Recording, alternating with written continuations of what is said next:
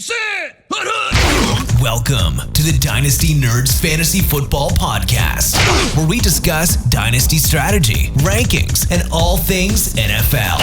So get ready to geek out on fantasy football with your host, Rich Dotson. And welcome to the Dynasty Nerds Fantasy Football Podcast. I'm your host, Rich Dotson, here with my fellow nerds, Matt O'Hara. Hey. And Garrett Price. How's it going? Oh, it's going swell as we enter week 12 of the fantasy football season here. Down to the nitty gritty. What about 3 more weeks here until the playoffs start? This is really the home push, the home stretch, whatever you want to call it. You know, this is it. For the redraft year, for the dynasty year, this is where we got to get it. So as we get into this week 12, we got a lot to talk about. More injuries as these guys make sure their eyebrows look good for the YouTube channel. But before we get into that, we got a good deal going on here at DynastyNerds.com. It is Thanksgiving week. A lot of gobbling going on this week, and with that comes great deals across every platform that's selling you something. And Dynasty Nerd is always selling you something, and it's usually great Dynasty advice. And right now, you can get all that Dynasty advice, all the Dynasty articles, and of course, all the great Dynasty tools right now at DynastyNerds.com using the code Black-Friday. Nice. So, Black-Friday. What is the dash called? Is it a dash? What is it? I think you nailed it there. Dash. Okay, just making sure. So right now, use the code Black-Friday for 25% off merchandise or any level of the site membership. That's the code Black-Friday. Make sure you include the dash between Black and Friday. It's our biggest discount of the year. Sign up now, and you get 25% off any level or membership, or buy some of our sweet merch. You know what I mean? Keep your nuggets warm with some Dynasty Nerds underwear. Once again, use that Black-Friday code, and you get 25% off all of Dynasty Nerds got to offer. So as we get into this week, we've got some injuries to talk about, some cuts to talk about, some news to talk about, some players to talk about. But of course, we always start every show telling you about our friends at Thrive Fantasy. And what is Thrive Fantasy? They're going to give you some props. You take those props, you take the over, you take the under, and you see what you can get. You know, this week, Darnell Mooney, over, under, 50.5 receiving yards. You take the over, you get 100 points. Under is 100 points. Dak Prescott, over, under, 295.5 passing yards. Michael Gallup, over, under, 4.5 receptions. And that's kind of a good one because we know Amari Cooper is going to miss the game with COVID. And right now, CeeDee Lamb's questionable with the concussion. So, yep. That might be an easy bet right there at thrivefantasy.com. You can sign up today. If you use that promo code NERDS, they're going to match your first deposit up to $100. So you're going to instantly get $100. You're going to get, if you deposit $10, you get two free $20 NFL tickets. If you deposit $100, you get 4 free NFL tickets. So they're literally for $100 going to give you $180 of free money to gamble with at Thrive Fantasy. It's a great player prop platform where they give you the 20 players. You get in there, you pick your props, you try to win $5,000. They're going to give you $180 worth of swings at it. So it's 9 free weeks. That's the rest of the season. You can go playing for free and then cash out your money later. So check them out. Make sure you use that promo code NERDS. You're going to get all of that free cash. I love it. I love it so much. So let's get into some of these player news, right? So we got Michael Carter here first. He's got that low-grade, high-grade ankle injury. He's out about 2 to 3 weeks. And low-grade, high ankle. Yeah. Listen, I didn't write that injury report down. You did, and I'm as good of a reader as I am a talker. I don't enunciate. I don't put G's at the end of my words. The low-grade, high-grade. If you listen to the show for a while, you know how fast I talk, and I just don't have time for all that silly stuff. You get what I'm saying? You know, running backs. Come on. Run in. His injury is hurt, okay? He's out. He's got that ankle. And so what does that mean? Right now it means Tevin Coleman, he came in, he was the main running back out there for New York. He's got a majority of the carries. But when they fell down, it was Ty Johnson who was the passing back, the PPR back. So it's going to be a timeshare of Tevin Coleman and Ty Johnson. And right now it's somewhat of hurt. Michael Carter starting to get heat. He's starting to heat up. Michael Carter currently running back 18 in PPR leagues, averaging 12.8 points per game. This is a player that, you know, we talked about earlier in the year where everybody else was jumping on Trey Sermon. We're like, hey, you got to take Michael Carter over Trey Sermon. I know I was telling this story before of when I traded back in our 18-year league. I traded back into the high end of the second round and gave him my first next year, and everybody's like, oh, there comes a trade for Trey Sermon. And I'm like, no. I'm taking a better running back in Michael Carter. So he's going to miss a couple games here, which is a shame because he's really starting to look good here. Definitely has a pass catching back as a solid running back. High expectations for him coming into 2022 as well, because this is what I kind of expect Michael Carter to be right around here. I mean, if he could be running back 18, a mid-range running back 2, what a quality get in the second round of your rookie drafts this year and going forward. A great running back that you could buy that I would expect to be a little bit more involved in the passing game as they beef up this offense a little bit, and maybe as they secure this offensive line. This is a direction they could go in the first round of this NFL draft, possibly too, to beef up the offensive line as Zach Wilson can settle down here as well. So to me, if this is a guy that could kind of miss a little bit of time, or if somebody needed him as a running back and there's a running back I could give them in exchange for Michael Carter as a temporary fill-in and maybe a draft pick, I would love to buy Michael Carter. I've got a decent amount of shares of him just because this is a player I liked coming out this year, and I thought he was really good value at the top of the second round of this year's draft class. But it definitely hurts if you're relying on him. I would use him as my flex running back 3 in a couple leagues.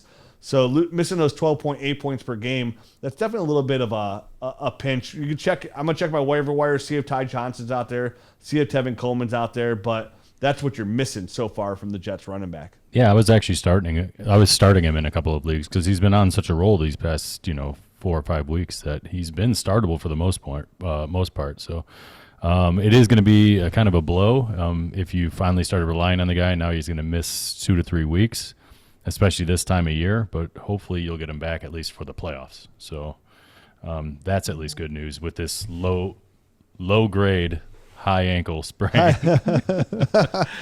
Well, and in the same backfield, we're getting Zach Wilson back this week too, so it'll be interesting to see how all of that plays out, what this offense looks like, because that's 2 big moving parts. Obviously, anytime the quarterback is changed in and out, that's a huge blow to the offense one way or another.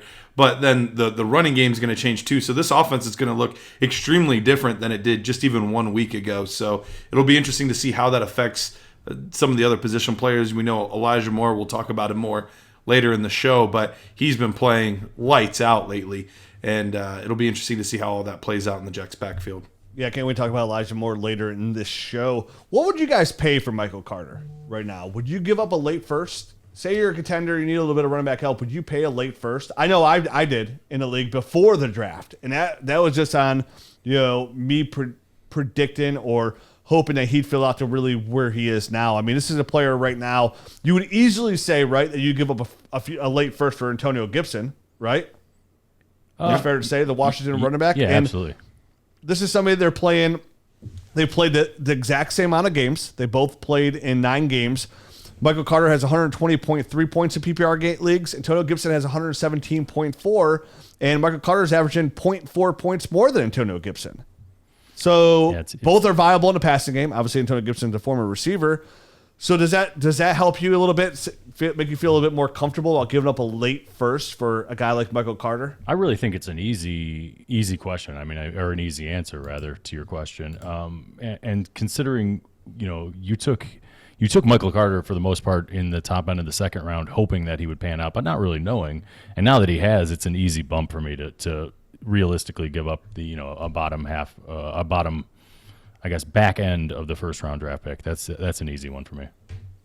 I think this is regardless of a contender rebuild. In some ways, it's almost slightly harder in rebuild or in contender because he's going to be coming back right at playoff time. So you're crossing your fingers he actually is healthy. He's used his full workload, but in any situation, I want him on my team long term, and I think a late first is what you would have already had to spend to probably draft him. Some leagues, it might have been an early second. So I think he's already proven what he's needed to prove for me to say that was a justified value for where he was going. So I would do it either way, but it is going to be a little bit trickier to count on him week 1 of the fantasy playoffs and week, what would that be, 15, when knowing he's coming right off of an ankle injury.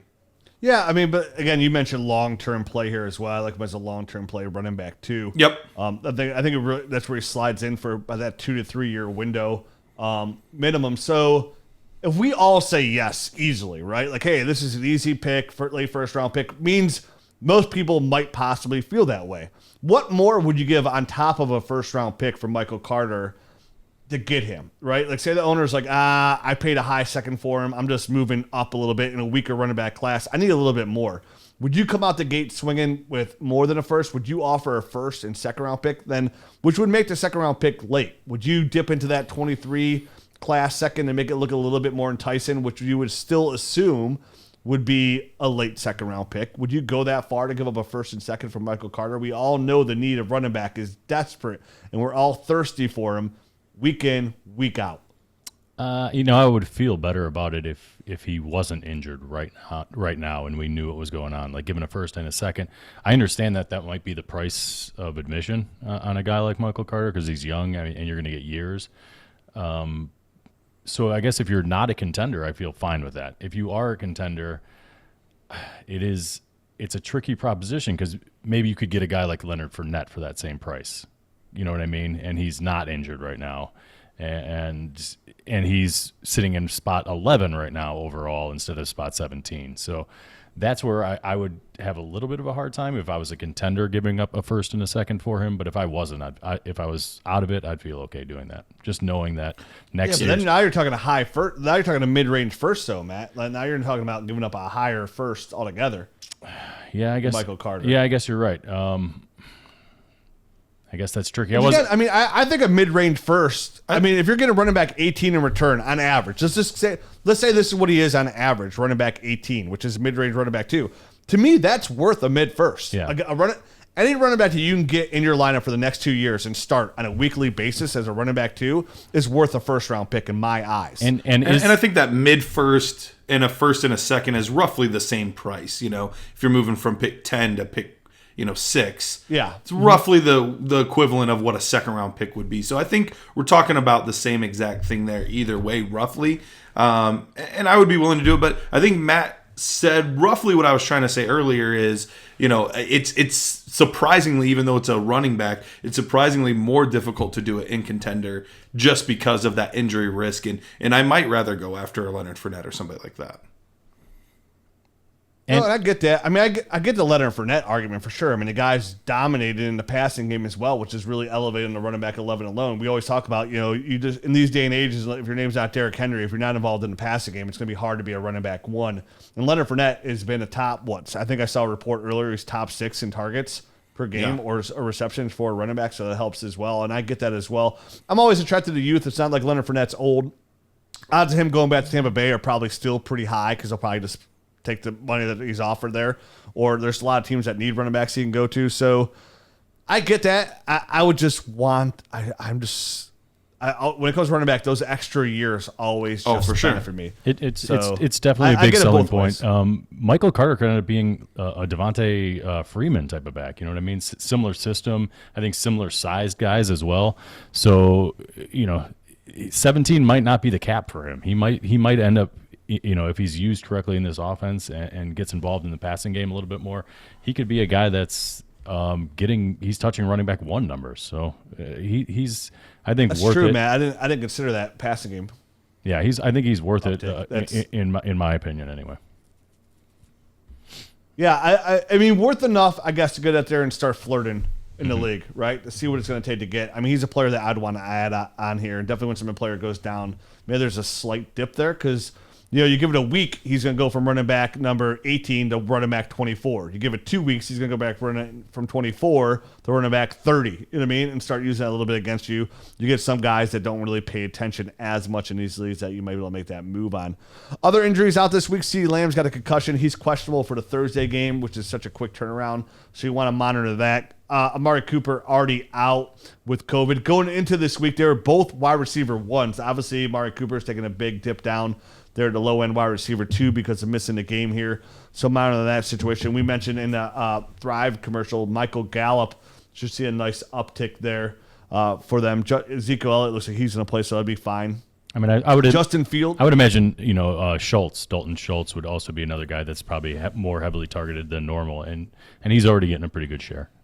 So that's another guy to consider starting. Justin Fields got the rib injury, already ruled out for Thursday. Andy Dalton's going to come in there, Red Rifle himself. That's per Adam Schefter. The Dolphins back, baby. Yeah, I mean, Dalton's been efficient enough. Maybe this would be enough to give some kind of boost to Allen Robinson because he's been literally the invisible man out there. I mean, what a downfall for him this year. He just needs to get out of Chicago and go to another system. I've seen him going for a second-round pick all over the place. I think that's good value for a guy that offers some upside that will be out of that system going forward. Reports Matt Nagy might get fired after this game. Maybe not. Kind of weird that he'd get fired at that point. And they would announce it like 4 days before he gets fired. Oh, yeah, I'll be real motivated to do well. I feel like it was one of these things that they didn't want leaked, but they couldn't do the turnaround in such a short week. So it probably just somebody said it that wasn't supposed to say it, and now it's out there. I bet you he does good. I mean, he deserves it. I mean, unfortunately. At this point, why don't you just fire him now then if it's out there? Short turnaround. Short turnaround. They're not going to be able to pull it together probably. But I get it. I mean, it does feel a little bit dead man walking, you know?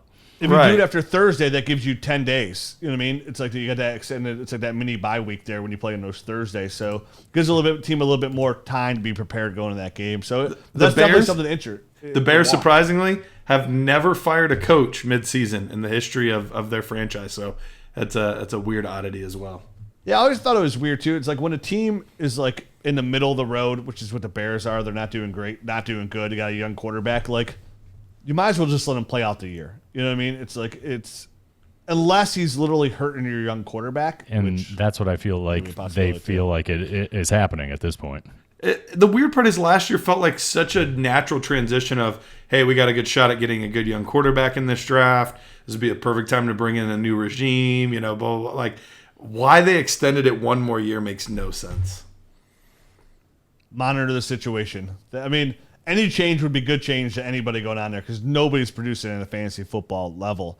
Jarvis Landry, he got his knee injury, but he's expected to play this week. Saw his first touchdown this past week on a rush of 16 yards nonetheless. You know what I mean? So good for Jarvis Landry. He'll be back. A.J. Brown, chest injury. Early reports are good here on A.J. Brown. Right now, the x-rays have come back negative. He'll undergo more tests. That's per Ian Rappaport of the NFL Network. So A.J. Brown, guys, how do you guys feel about A.J. Brown right now? He's currently wide receiver 28 on the year in PPR leagues. He's only averaging 12.7 points per game. If you go back to 2020, he was wide receiver 12 overall, averaging 17.7 points per game in 14 games.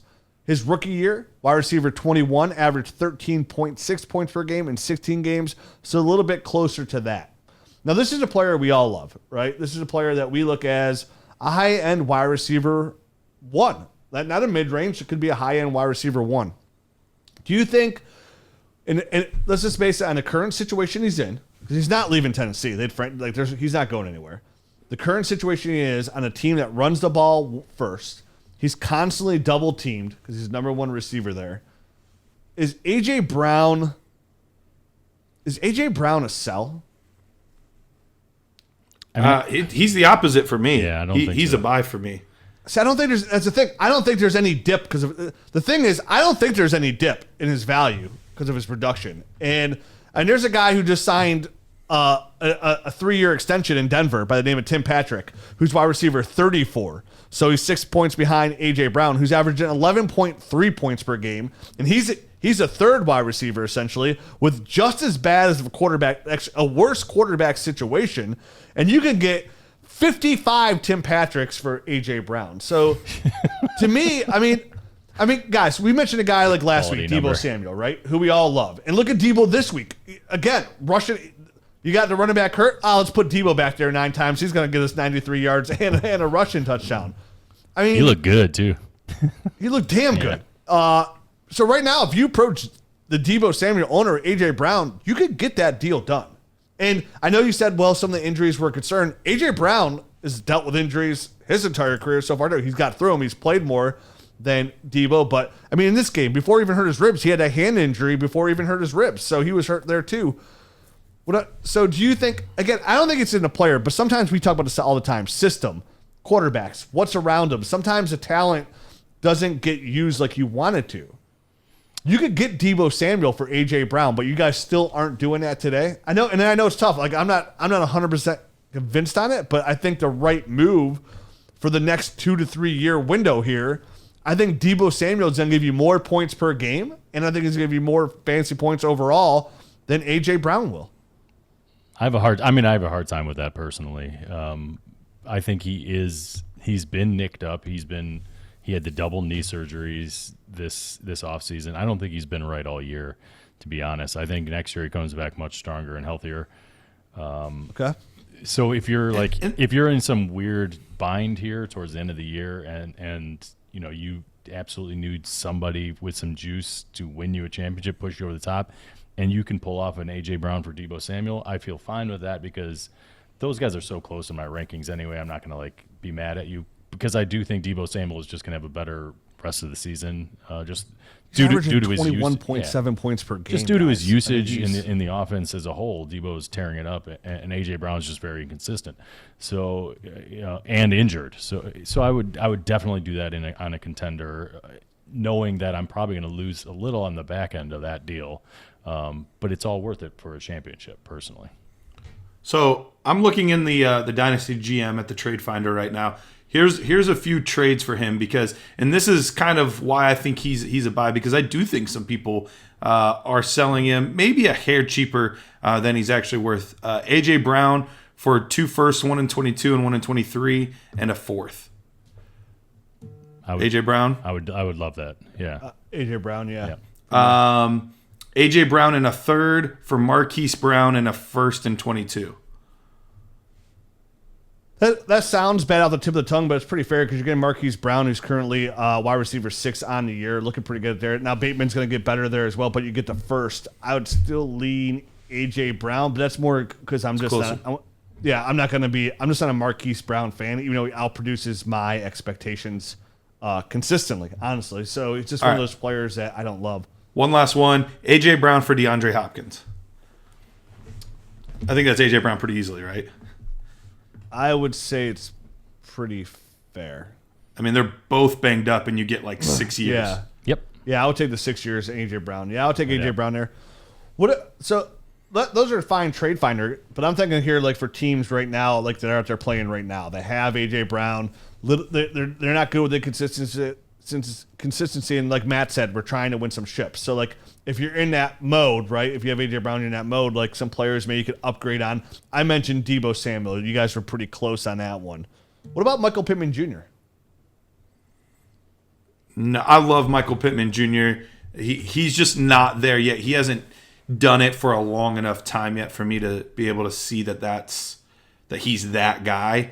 Whereas we've seen 2 full seasons out of A.J. Brown doing that, and then kind of this down year. So it's still he's not quite enough for me to be able to do that. Right. What if I'm with you there? And I agree. It's pretty. I agree. Michael Pittman Jr. currently wide receiver 7 overall in PPR leagues, averaging 15.9 points per game. What if I approached you both? And because I know, say you guys both have Michael Pittman Jr. got A.J. Brown. Okay, I'll give you A.J. Brown in my 2nd. And you give me Michael Pittman Jr. in your 1st. Does that move the needle enough for you? You're moving closer. Up around? And say you push it out to 2023, right? You get real stingy with it. You're like, hey, I'll give you my 23 2nd, you give me your 23 1st, and I'll give you A.J. Brown, you give me Michael Pittman. Does that move the needle for you? It definitely moves it. I'm trying to figure out if it pushes me over the top or not. I would do that trade. That's enough for me to move the needle because I do like Michael Pittman a ton. I think Carson Wentz is going to be there a little bit. I think he's locked in as a number 1 receiver. I think this is a player we'll be seeing in 2 years get a contract extension. I think Deebo could probably get I could see Deebo Samuel get a contract extension at the end of this year, going to next year. I think he's locked in. There's no way Kyle Shanahan lets that guy go. He's too much of a weapon. So I like both these guys in their systems for the foreseeable future. So that's enough for me to move the needle. But I just want to bring that in. I just want to put that out there on A.J. Brown. If there's a dip in value, I'm buying. But if I could possibly get a little bit younger and get guys that are going to be a little bit more consistent, because, again, I am slightly worried about this offense that A.J. Brown is in. If it's just going to be good enough to produce that high-end wide receiver 1 year in and year out. Because, guys, I mean, we're seeing a really good influx of young, talented receivers here. We're going to talk about some of these young guys later. These guys are really good. And there's some receivers coming next year, guys like Traylon Burks, Garrett Wilson, that I think are going to be just as talented coming here to join this rookie influx, right? We're getting really young and really talented at receiver here. And it's a lot the depth has it ever been this deep? Not at receiver. Not that I can with guys remember. that are under, say, 26 and under, of guys that you would be happy to take in the first, second round of your startup drafts, going to the third. Guys that fall the wayside. I mean, the Michael Williams dip he's dipped a little bit. He showed had a big game this week here, but some of these young guys that you could skip. I mean, you're getting Michael Williams in the fourth round of a startup, somewhere around there. So it's like, what an influx of talent. I almost didn't know who you were talking about. You said Michael Williams. I was like, who is this guy? This Michael Williams. Because I was talking about Michael Pittman. Yeah. Sorry. That's okay. Sorry about that. So let's talk about a couple guys here. It's my A.J. Brown. I just want to bring it up about A.J. Brown. Jamal Agnew, he's out for the season with a hip injury. What? Sucks. He was on my sneaky starts this week. You just talked him up, and you totally screwed me. Like, I had him on a few rosters. I felt pretty good about it. And now the hip injury. Did anyone see that? I didn't actually see that play or heard anything about that. I saw the rehip. It didn't look as bad as I thought it would. I didn't think, that's the end of his season. Yeah. Yeah. It must be another hip subluxation. I think that's like back-to-back. What's funny is I had on my TV show for I do the Sneaky Starts on TV show, and I had Jamal Agnew. I also had Adam Troutman. Adam Troutman's out with his MCL injury. He's out 4 to 6 weeks. And what sucks about Troutman, his target share was just increasing. He was looking really good. 5 catches, 58 yards, and a touchdown. So he's gonna miss some time here. Just pumping more targets to Marquez Callaway. Deontay Harris going out that way. What a crazy situation out there. And what do they do? They give Taysom Hill another $90 million potentially. Let's talk about that. That was the wildest thing. I have no idea. I have no answers. Didn't he just? I have no answers. Didn't he just get like a contract? I feel like. Yes. All right. Yes. All right. I have, but they want it. I think they redid it so like if he ends up being a starting quarterback, he gets more money. Right. But didn't they just give him a contract? I know, but now they're starting Trevor Siemian anyways. Right. It is. Like if you thought he was that good, it's like, okay, why are you playing Trevor Siemian over? And Siemian's looked okay too, to be honest with you. Have we ever seen a tight end / special teamer get this much money? It's wild to me. It really is. It's a crazy situation because I don't know what they're doing out there. But hey, it ain't my money, so God bless you. God bless. What people like? They're gonna Taysom Hill is gonna be like 60 one day. I'm like, you have $50 million. So like, what did you do? I'm like, I did a little bit of everything. Like, were you a quarterback? Kinda. I could quarterback that ran the ball. I could throw it. Yeah, sorta. Did you ever hear of the Wildcat? That was me. So yeah, interesting situation. Aaron Rodgers has a toe injury. He's got a lot of pain. He was just on McAfee. McAfee's podcast saying it's probably the terrible pain he's going through. So that's a situation right there. Those injuries, turf toe. I mean, he said that, but didn't he say this was worse? He than said turf it was toe? worse than turf toe. Yeah, he said it's a little turf worse. toe's bad. Right. I mean, at least he's not running and cutting a whole bunch. I mean, obviously he's got to plant and throw and stuff like that. So as long as he's not out there running around a whole bunch, hopefully it doesn't affect him that much. He's Aaron Rodgers. All right. He can throw it a quarter. He'll be He fine. can throw it over their mountains. It's fine. He's a damn wizard out there. Exactly. And then finally, Zach Wilson. You mentioned he's coming back, Garrett, after this week. After Leo, it'd be interesting to see how. I'm really interested to see how, not like this game, but how he finishes the year. Yep. This is a quarterback. He's my number 2 quarterback. If I had to switch it today, I'd take Justin Fields over him. I would take Mac Jones over him just because Mac Jones has looked so good. I mean, you could argue you would take Mac Jones in a Superflex league one over Trevor Lawrence for how Trevor Lawrence has looked there, but. Zach Wilson's looked pretty damn bad. I'm not jumping to conclusions. It's too early to jump down rookies. I remember Peyton Manning threw 29 interceptions his rookie year. It looked terrible. So I'm gonna give the kid some time there to develop out there. But my eyes are on him to see how he finishes this year because he might be a buy low in Superflex. You know what I mean? Because he's looked so bad. And we talk about it here all the time. At the end of the year, I love to buy rookies that were high first-round picks or mid-first-round picks at the end of the year that didn't have good years for some kind of discount. So if I get Zach Wilson in a Superflex league for a late first, I'm all over that. Yeah, that's a nice, I think, discount to get on any kind of rookie. So I'm definitely down. I haven't given up on Zach Wilson either. I think he has a lot of tools. I mean, his accuracy in college was amazing. He hasn't been making the best decisions here, but maybe this time away, sometimes you see this, like a little bit, like a rookie gets a little bit of a break, sometimes, due to injury, and then they come back and things have slowed down a little bit. So hopefully that has happened for him. Everything's not coming at him a million miles an hour when he comes back, and then he doesn't make the poor decisions. Because I know he can throw the ball accurately. That's not the issue, in my opinion. So I guess we'll find out here at the end of this season from here on out. All right. Let's move on. Garrett, you got a question? Yeah, so we were pretty unanimous for dynasty purposes. We said we thought this guy would play well this year, and he definitely has. But for dynasty purposes, we were all pretty unanimous on we're probably going to sell Jalen Hurts. So far this season, he has played well. Are we still selling Jalen Hurts, or are we a little bit less pushing that narrative now? All right, so to say he's playing well is a little bit of an understatement. He's currently quarterback number 1 overall. That's where he's at. He's averaging his 23 points per game is 6th best in the league. Now, to be fair, he's getting most of this done with his legs. He's getting it done on the ground. He had 3 touchdowns on the ground this past week. His 10 carries in that game were the 10th most all time by a QB in a game according to PFF. So that's getting it done. I'm still slightly concerned about his arm, but his arm's gotten better. I mean, listen, he's gotten better. It's as simple as that. Yeah, he looks better. He's gotten better. He's getting it done. Devontae Smith helps the situation tremendously. If Jalen Reagor ever turned into anything, Dallas Goedert led the team in targets. Right behind him was Devontae Smith. So to be fair, because they just extended Dallas Goedert too, so we should mention that. He got a 4-year extension. Top 5 dynasty quarterback right around there. Or tight end. Or tight end. Oh, yeah, tight end. I'm sorry. I mean, you're literally, if you're in a startup, you're Leonard Fournette. Leonard Fournette. And Travis Kelce and Dallas Goedert on the board. Like, that's a decision you have to make. You know what I mean? Like, are you going 1 more year, 2 at the most on Travis Kelce, or are you going next 5 to 6 years on Dallas Goedert? Tough decision to make. So it looks like he's in a situation where, like, Devontae Smith and Travis Kelce, or Devontae Smith and Dallas Goedert, kind of like the Tyreek Hill Travis Kelce situation where they're going to be the 1-2 targets out here for Jalen Hurts, which is good for him because the tight end, the short intermediate routes in the middle of the field, and then Devontae Smith is just always open. I mean, I love the kid to death. So for me, Garrett, the answer to the question is, yeah, I'm taking back my statement that this guy's a must sell.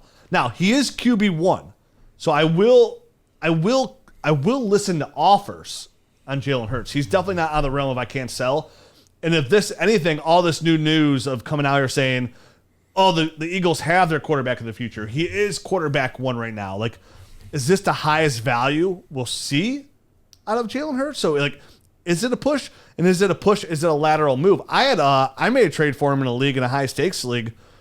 This is about 3 weeks ago. I gave Kirk Cousins for Jalen Hurts.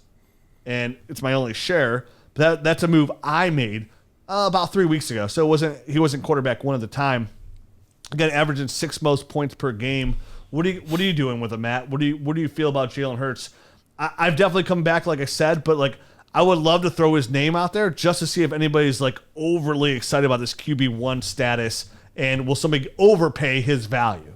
I mean, at this point, I think we've seen enough from him that they're going to get another year out of him, especially with this quarterback class coming in not being that strong.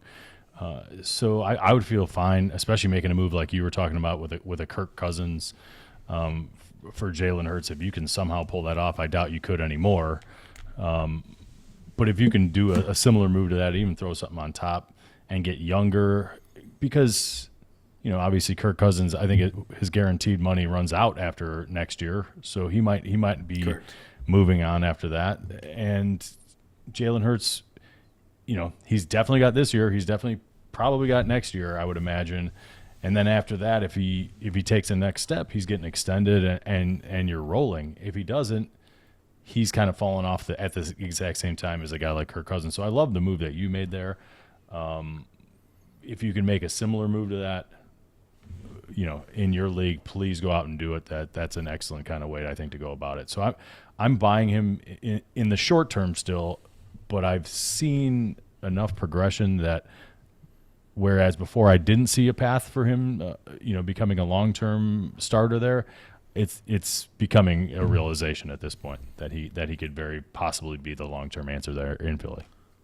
The wild part, too, is he's actually had a fairly difficult schedule leading up to this point. Here's the rest of his schedule. New York Giants, New York Jets, Washington, New York Giants, Washington. So that's the rest of his schedule.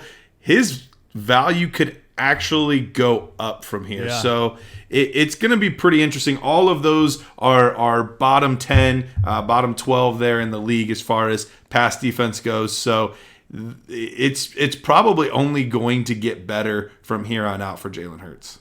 So 2 questions on the super flex status, right? Obviously, when we're talking quarterbacks, we're always going to approach it from a super flex way. I approach you right now, and I know it seems like a slam dunk. He's not playing good. I'm like, hey, I'll give you Trevor Lawrence for Jalen Hurts. Do you guys make the deal?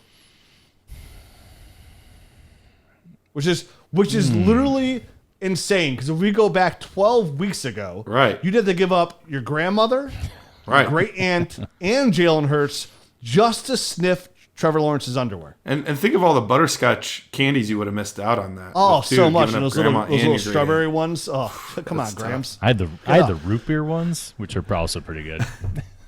Those aren't too shabby either. Butterscotch. I mean, so would you make that move? Like, if I'm a contender, I would. I don't know that I would in a rebuild, but in a contender, I think I might. That would be the only way to do it. I mean, if you were contending this year, because you're going to get so much more out of Jalen Hurts than you will. Yeah, but if you drafted Trevor Lawrence 1-1, you're not a contender. You're not a contender. That's true. I mean, there are ways to luck. There are ways to luck into that first pick. You know, you could have traded for 3 years out and just somehow landed on it. So if you do find yourself in that kind of situation and you're all of a sudden contending and he's just not getting it done for you, sure, trade Trevor Lawrence for Jalen Hurts. It's always worth it. Super flex startup. Okay, super flex startup draft. You're on the clock. You're going quarterback no matter what. These quarterbacks are on the board. I'm gonna tell you the name. You tell me either you're taking that quarterback or Jalen Hurts. Okay, Trevor Lawrence. Trevor in a super flex startup. I'm still taking Trevor right now. In a startup, I'll still take Trevor. I'd still take Trevor as well. Mac Jones. Hurts. I'm not in on Mac Jones. He's played well, but for fantasy purposes, his ceiling is still very low. I agree. Hurts for me as well. Joe Burrow. Burrow currently quarterback 13 on the year. Burrow. Yep. Okay, I would take Burrow as well there. And I'm trying to see if there's a Matt Stafford. Because he's not that far behind in points from a guy. Points per game, he's down about 1.5 point per game. He's quarterback number 7 on the year. So it's Jalen Hurts and Matt Stafford are both on the board. Stafford most likely going to get an extension out there for how much they gave him. I got to see how old Stafford is. LA. Stafford's 33. I think he's 33. He's 33. So you got 6 more years of him. That arm. I'll take Stafford. I think I would take Stafford too. I don't But feel good about that's it, a range. That's a range. I don't either. But that's a range. All right, I'm going to go Hurts just to be that guy. Look at you. Somebody's got to pick him. I mean, come on. but at least for us, I mean, that's how much he's elevated in our eyes of going, this guy's a must sell to, okay, now he's quarterback 1 status. So we're saying somewhere between like 8 and 11 in dynasty ranks at quarterback. That sounds about. And super flex, yeah, I think good. right around there. Okay. The risk is worth the wait. I mean, if they get another weapon out there and they open up the run game, maybe a little bit more play action come out there. I mean, if he's gonna give me those Kyler Murray games, around there, then I'm totally okay with that. You know what I mean? Like I'll take that window and flip him down the road. I mean, I'll just always, if I own him, I'm just always following closely about when the out window is gonna come.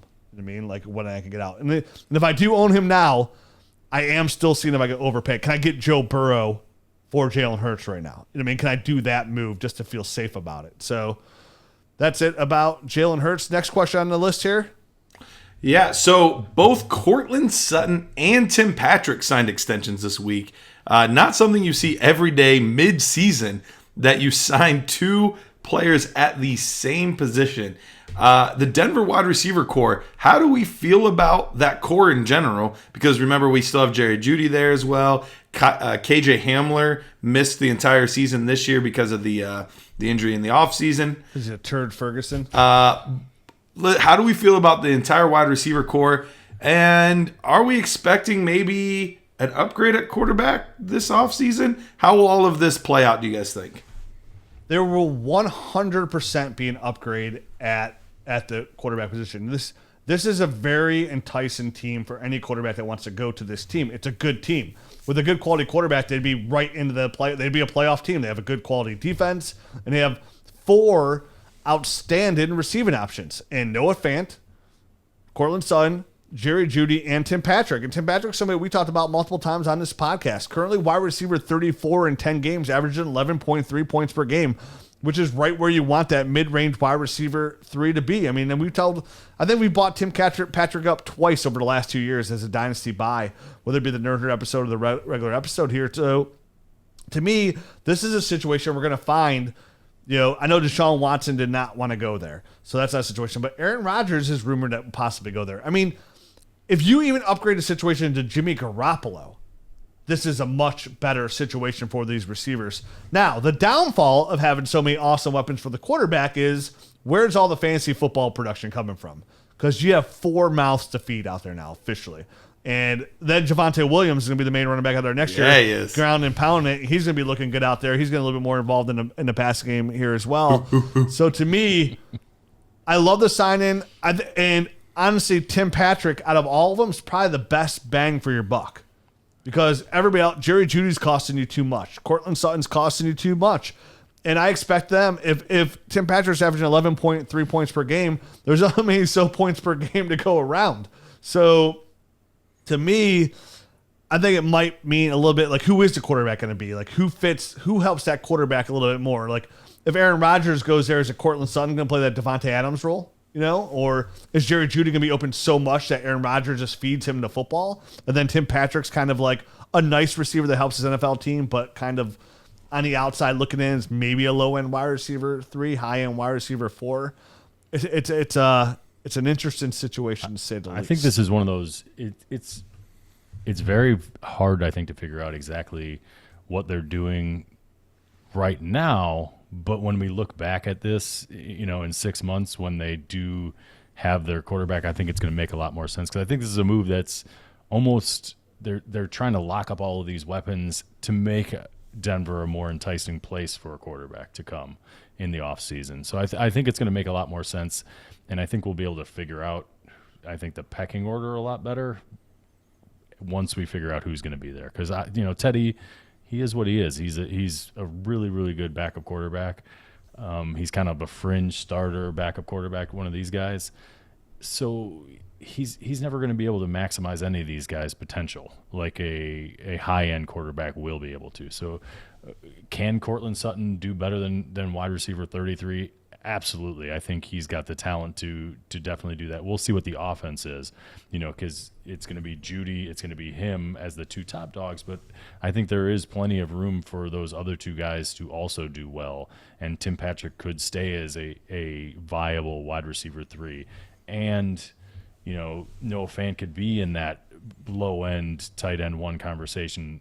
All this can happen if the right quarterback is in play and they have the right system there. So I guess we're going to have to find out down the line. So right now, like you said, Tim Patrick is definitely, you're getting almost the same production out of him as you are Cortland Sutton, and it's just at a much cheaper rate. I'm not sure that they're going to be this close, Cortland Sutton and Tim Patrick, with whoever the heck the new quarterback is next year. One additional name that we didn't mention, Russell Wilson, especially with how poorly the Seahawks are playing. There was all those rumblings last season, and he didn't really do anything to squelch those rumors. I think that could very well be a possibility again this offseason, and Denver would be a nice fit for him as well. Yeah, when Jay Glazer said he wants out, then he wants out. It's as simple as that. And that him or Rodgers definitely makes the most sense.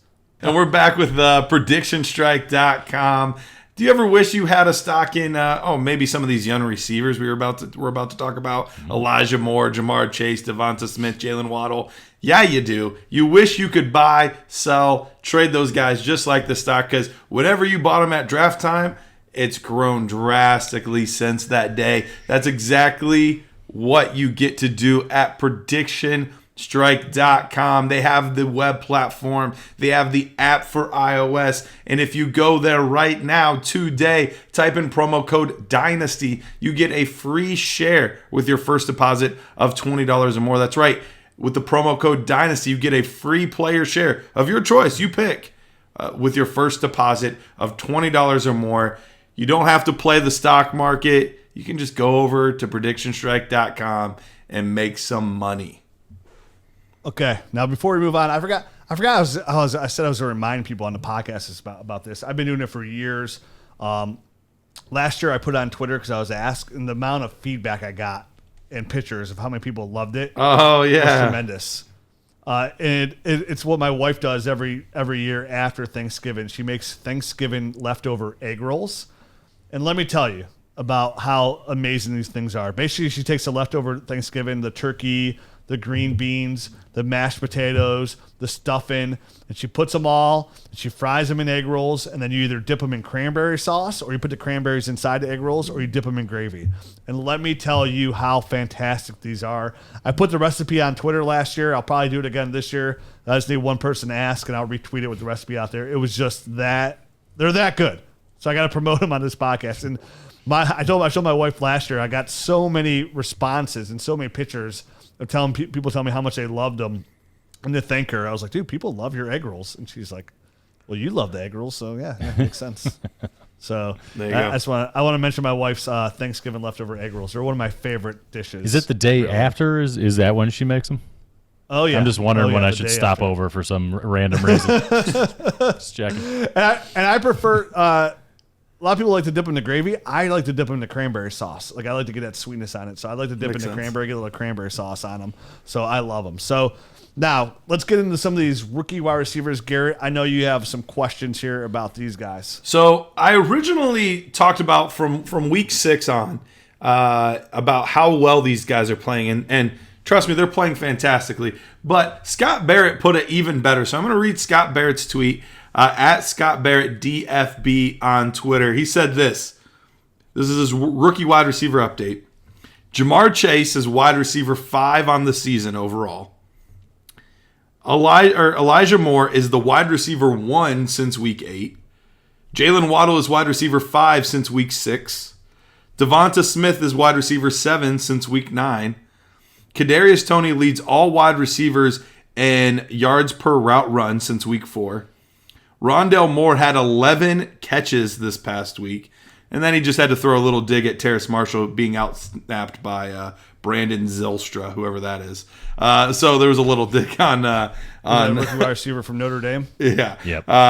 Terrace Marshall there. But the rest of these wide receivers, this wide receiver class, has just I think met and possibly even exceeded our expectations so far. Outside of Jamar Chase, because we've discussed him recently, he's at the top of boards. He's been fantastic. Outside of Chase, where are we ranking these receivers?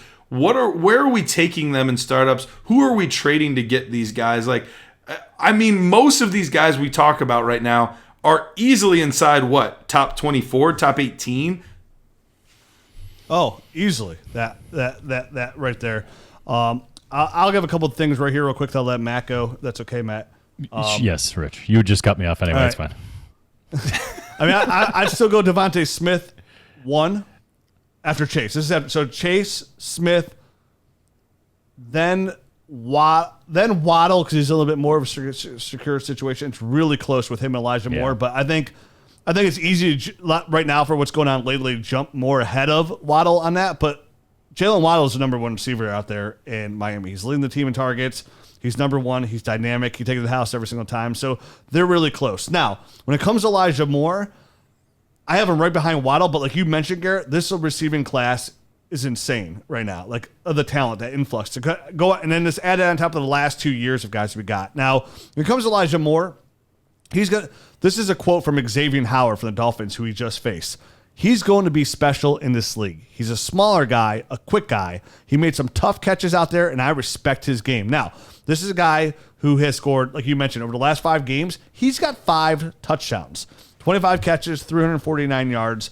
And right now, he's finally, the big thing here finally is the snaps have increased to make him the number 1 receiver for the Jets. He was splitting time there, playing about 60% of the snaps, splitting time with Keelan Cole. This week was the first time that he led the team or outsnapped Keelan Cole and was one of the number 1 receivers in this offense. And he rewarded those coaches with his best game yet.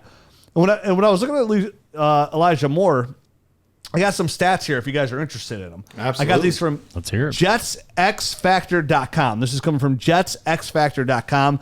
And this is a guy, again, what they're really excited about, and they broke down his routes, right, of what he's running, because a lot of people, smaller guys, they want to move to his slot. And what excites you a ton is when a guy's exceeding the outside in the NFL, right? Like they can get you going. And that's exactly what Elijah Moore has done here. In this game alone, he ran 9. This is from JetsXFactor.com. Out of the slot, he ran 9 routes. He had 1 catch, 1 target, 5 yards, no first downs. On the outside, 26 routes run, 7 catches on 10 targets, 136 yards, 1 touchdown, 4 first downs. Now, from weeks 8 to 11, because that was his last game, out of the slot, he ran 29 routes, saw 7 targets, 6 catches, 39 yards, and a touchdown, 1 first down. When he was on the outside, 86 routes, 23 targets, 18 catches, 297 yards, 3 touchdowns, and 10 first downs. So he's playing about 74% of his snaps on the outside and a little over 25% in the slot. And he's averaging 12.9 yards per target on the outside and 5.6 yards per target on the slot. So basically, he's just really producing at a high level out here on the outside for the New York Jets, and he's producing. You mentioned, Garrett, what was he over the last, how many weeks that he was wide receiver 1? Yeah, since week 8, he's wide receiver 1. Wide receiver 1 overall. And this is a guy that we absolutely fell in love with watching this film. He was one of the last rookies we broke down in this wide receiving class, and we skyrocketed him up our rankings to the point where we had him and Rashad Bateman neck and neck there for this receiving class. The top 3 were all pretty consistent there, but I know even at the end there, Matt, I know you even said, like, man, I like Jalen Waddle, but I got Elijah Moore not too far behind him. So, Matt, I would like to know how you would rank these rookie wide receivers. And I don't think it's a slight to any of them, because I think Chase is by himself. And to me, Devontae Smith is kind of by himself still. I agree. But then when it comes to Waddle, Bateman, because you even mentioned Bateman when you mentioned those rookie wide receivers, Garrett. Yeah, I didn't even mention Bateman. Nope. And I mean, we haven't touched on Rondale Moore, Kadarius Toney. I mean, other players that are also producing. But I'm still. I think Elijah Moore's jumped all those guys. So it comes down to Waddle, Elijah Moore. Then you probably throw Bateman in there, and then Toney, and then probably Rondale Moore, because I still don't love Rondale Moore. How are you ranking them, Matt? How are you looking at these guys? You're our wide receiver guru. What are you seeing? Yeah, and I did have, Waddle just slightly ahead of Moore right coming out of the rookie drafts. But for me, at this point, they've flipped, and they're still very close, but I do see a little bit more out of Elijah Moore, and I didn't have all the in-depth stats that you just read off, but I think it makes sense with what I saw.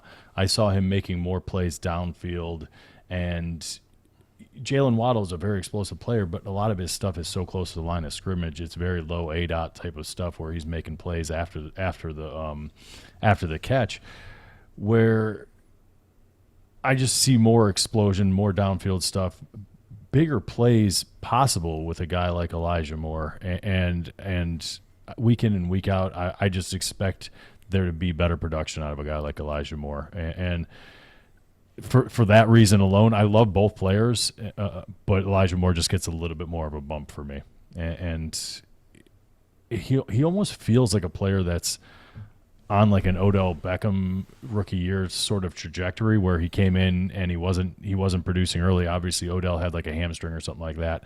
Well, Elijah Moore was hurt for a little bit at the beginning of the year too. Absolutely, hence the comparison. Right, hence the comparison. And well, you said Odell had, so you made it seem like he didn't. Okay. Just making sure. And I just couldn't remember what Elijah Moore just had, what injury. But regardless, they're both started off slow, and now that he's kind of gotten into a groove, he's taken it and run. And he's showing his explosiveness. He's showing his big playability, and he's a guy that can win in so many different ways with his route running ability, his hands. He can do a lot of that low A-dot stuff and make plays after the with the ball in his hands as well. So I just think he has a little bit more to his game than a Jalen Waddle, but it's close. It's not like a ton more, just enough that I have him above him. Yeah, my comp to Elijah Moore, and I was like, I know this is going to sound crazy because he's one of the greatest fantasy receivers of all time, was like a poor man's Antonio Brown. Mm-hmm. That was my comp for Elijah Moore, and he's looked absolutely fantastic. And this is what you get excited about, right? Because when you break down these guys' film and you look at their outlook for the next, say, 1 to 5 years, that's what we do as dynasty analysts. We watch these guys. I mean, here at Dynasty Nerds, we break down these rookies in depth. If you're new to the show, we get excited for the offseason because we spend months studying and breaking down these rookies to put you in the best position to dominate your rookie draft. And when we see guys on film like this, same kind of thing we saw in Michael Pittman Jr. at the end of the year. We kind of, we broke Elijah Moore was one of the last guys we broke down, and he skyrocketed our boards. Michael Pittman, at the end of all our rookie breakdown, this guy we kind of pushed all the way back up into the first round of our rookie drafts that we liked a lot too, and both looking really good. So to me, Elijah Moore falls in the category, and I'm with you, Matt. He's probably if I knew more what was going on there in New York with like the quarterback situation and had a little bit more comfort with him, it'd be easily probably over Jalen Waddle because of the ceiling. But still, Jalen Waddle is averaging 13.9 points per game right now, and he's just scratching the surface out there as well. I think in general, Garrett, like all these guys are like high-end startup players, right? Like these are all guys you want to build upon and help you win now. How do you rank them, Garrett? We didn't ask you yet how you want to rank these guys. Yeah, it's tough. Elijah Moore actually did pass Jalen Waddle when I was doing my tape study. He actually did pass him and ended up being neck and neck there with Rashad Bateman, and so it was very close. I'm a fan of all of these guys, and to be completely honest, Devonta Smith and Elijah Moore are kind of breathing down the neck of Jamar Chase. I still have Chase as the top guy here, but early on, Chase had a ton of big plays. It's something you don't normally see out of the X receiver, but the coverages were shifted differently. Things have normalized these past few weeks, and you've seen that he hasn't had as many huge games. A lot of his production was on 1 or 2 massive plays every game, and that's going to come back down to earth a little bit. So even though Chase is still the one for me, Smith and Elijah Moore are not crazy far behind.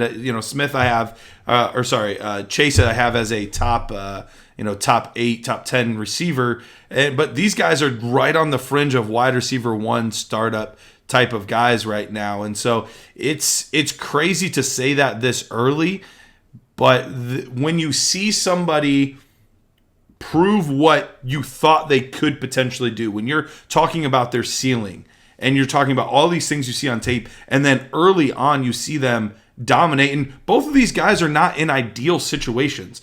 More where he's shifting through quarterbacks and all this stuff. It kind of reminds me a lot of Terry McLaurin. We had the same thing happen. You talked about Xavier Howard giving him the compliment publicly. We saw that with Terry McLaurin, his rookie season. Darius Slay, one of the best corners in the league, was talking about how good Terry McLaurin was. McLaurin's had to go through all of these different quarterbacks, and it still hasn't mattered. He's just good. I think that could end up being the same type of thing for Elijah Moore. And then Devonta Smith, even though Jalen Hurts has been great for fantasy, he hasn't necessarily been great passing the football, but it hasn't mattered. He's still produced. He's still putting up big games. So I really, really like both of these players. And that's no slight to Waddle. That's no slight to Bateman, Moore, Tony. Like, there's just so many good, talented receivers in this class. If you had 3 or 4 low-end picks in your rookie draft this year, and you had pick 9, 11, 12, and 2-1, you're walking away with a smorgasbord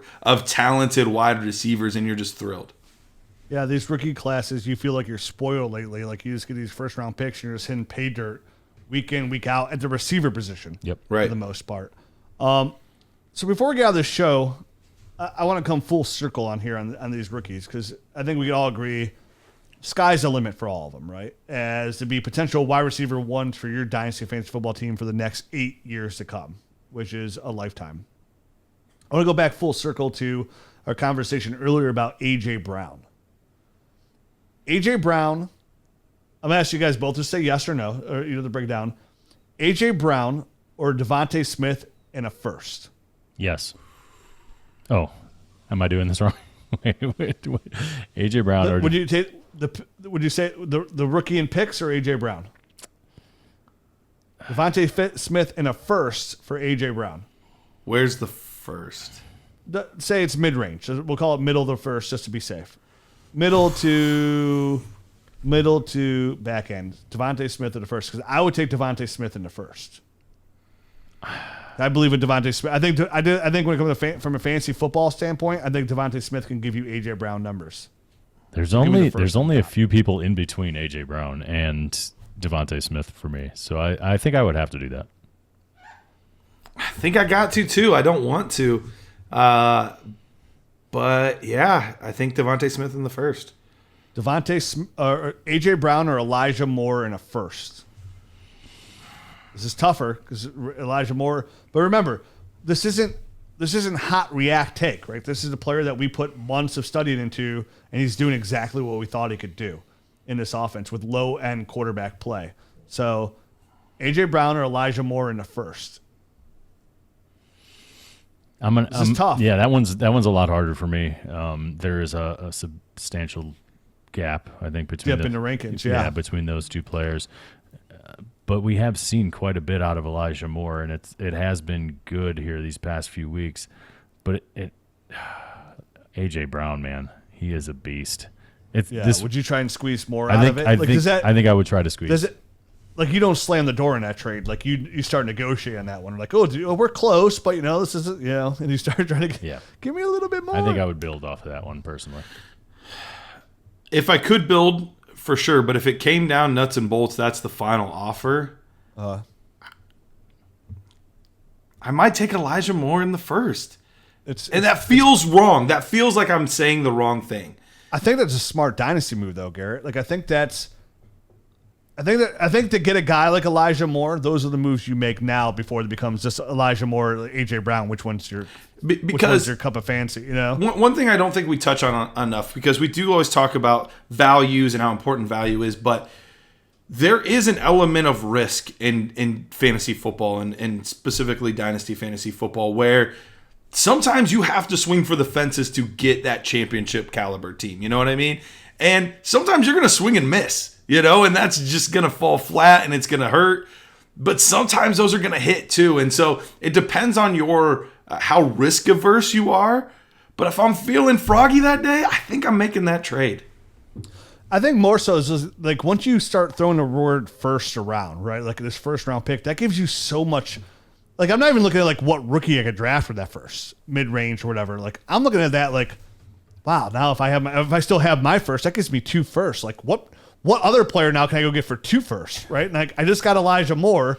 Now I have 2 firsts. Can I go get another receiver to help me push if I'm a championship contender? Or does that put me in position to get J.K. Dobbins? So now I just got J.K. Dobbins for J.K. Dobbins and Elijah Moore for A.J. Brown. Yep. Yeah, I couldn't get this through my head.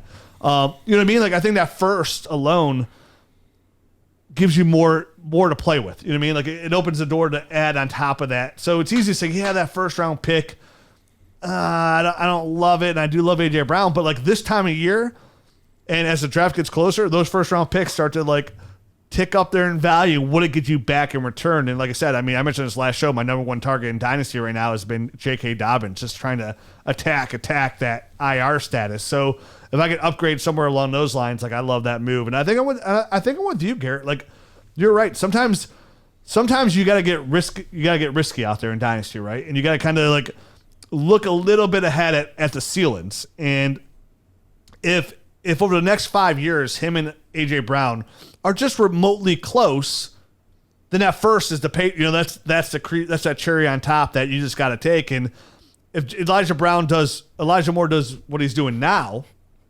and he stays consistent there. Not as wide receiver 1 since week 8 or so, but like he gives me mid-range to low-end wide receiver 1 numbers. Hell, dude, what AJ Brown's been giving us over, say, 2 out of the last 3 years, like mid-range wide receiver 2 numbers, like that's a win. You know what I mean? That's like, again, you're just adding more ammo to the clip here for a guy when you make moves like that. And those are the best moves to stay contenders. When you get guys that are close in value, but you sell the name for the player that's on the coming up, and then you get the extra capital on top to help add in those bullets into the game. So I think I flipped. I think I'm going to take I take Devontae Smith in the first, and I would take Elijah Moore in the first. Jalen Waddle is a little bit more tough. I don't think I would. For him in the first, because I'm taking a little bit more risk on that one, but it's not too far off either. I would keep the door open on negotiations. Okay. Yeah, I don't feel as great about the Jalen Waddle either. I'm kind of with you on that one, Garrett. All right, fair enough. Okay, well that's it. That's our Dynasty Nerds here pre-Thanksgiving. We got another month to go here before we're into January, which is a fantasy football championship season. We have to adjust too. We have to see because we always take that week off between Christmas and New Year's Eve. We'll have to see how the season is. We normally don't do a show. That's our 1 week of the year we don't do shows. Now this extended season, we got to see what's going on. We'll have to figure that out. I need that time. I need that vacation day, son. I need that me day. 8 years straight of podcasting. So that's it. I hope everybody is going to have a fantastic Thanksgiving. There's a lot to be thankful for these days, more so than anything, just your health, your family's health, your friends, just everything going on here. An extra week of fantasy football. I'm so thankful for Preach. that.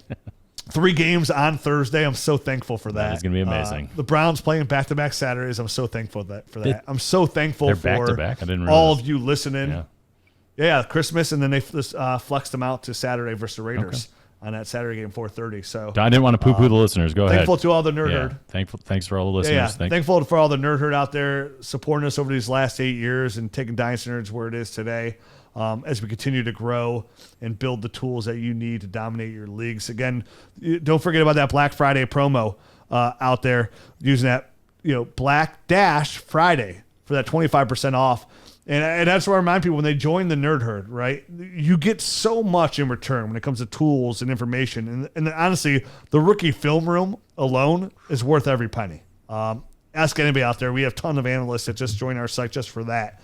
Alone's worth it. But we have a lot of big things in the queue here that are coming in for 2022 to eventually make DynastyNerds.com a one-stop shop for all your leagues. And when I mean that one-stop shop, I literally mean one-stop shop. Like you come here and you're good to go. So with every membership, again, this isn't us like, oh man, here comes that Lamborghini. It's going right back into the game of Dynasty Fantasy Football. Our one goal here is to grow the game and give you all the tools that you need to play the game better. It's all about information and reacting at the right time and making the right moves, like this Elijah Moore or Devontae Smith for AJ Brown move. It's a game of dynasty. It's about making moves. If you stay still, you stay stagnant, you're gonna get passed up. It's a game where you got to better your team by making trades and drafting well. That's how you do it in Dynasty Fantasy Football. There's no waiver wire action out there to help you out. So, just really thankful for all of you guys, not only for this year, but for all the years. And I hope you guys all have a very, very pleasant Thanksgiving, because I'm going to be gaining at least 25 pounds. I love it. Yeah. And ask me for that egg roll injury. You guys got anything before we get out of here?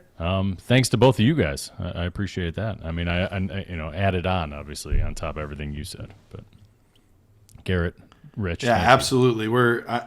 I'm with you, Matt. I'm so thankful for you guys. And, I was talking about with somebody the other day, it's almost been 3 years now since I started on the show. And it's just crazy to see how everything's developed. So it's been fun. And on that note, Garrett, you're fired. Dang it, Bobby. And adios. No, I love all you guys. We'll see you guys next week. Don't forget to check out the YouTube channel, right? Is that something else we were supposed to say? Check out the YouTube channel. Subscribe, all that stuff. Notifications. Yeah. So we're there too. They're down there. Yeah. All right. All our fantasy or all our socials, all that stuff. Yep. See you next week. Adios.